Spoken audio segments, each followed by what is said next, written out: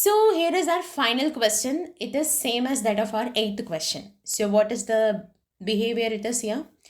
Default mutable argument behavior is what going to govern this entire question.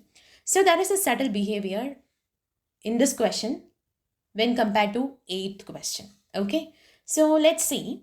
So in this function strange, as we got A and as well as B got a default value, it is an empty list. Naturally, yes, what is happening? We are just going to append the A value to the B list and we are just returning the B value. Fine? Yes. And here are it is three variables that x is equal to y equal to and z is equal to, and all three it is nothing but a function call. So all these variables will be referring to the values that the function strange is going to return to them. Okay, yes. And then finally we are going to print all those values, and at the final print there is another one function call is happening. Okay, yes. Let me explain it like this. So now B is an empty list. Okay, so at the first function call here in the x value, what happens? We are just sending 10 as a value. So now A will be 10 and it is appended to this B list. Okay, so this x is now referring to this list as well. Got it? And then when the y function call happens, what happens? 20 is the value we are sending to A, but we are explicitly sending an empty list here. So what happens? A new list will be created as it is starting fresh.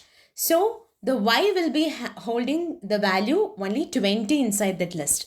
Okay? Yes.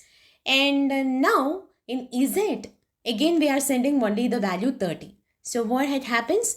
It just gets append to the list, that is our original first list, once it is created during the function definition. And now x and z both are referring to this list.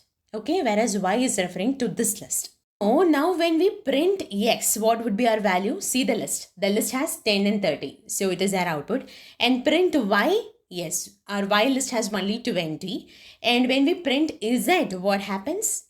Yes, the z is also referring to this list that has two items, that is 10 and 30. And now in our final print statement, there is another one function call, and we are sending only 40 as the value inside it. And now what it happens? The returned value will be the same list.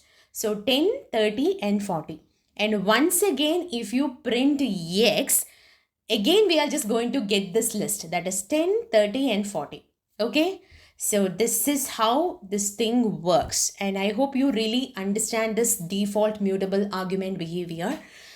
So that's it for the session today, friends. I hope you really enjoyed these questions and learned many things during this session. Yes, practice more and write more and more programs and spend at least some times with writing codes and tweaking it, creating intentional errors and playing with all the stuffs. Yes.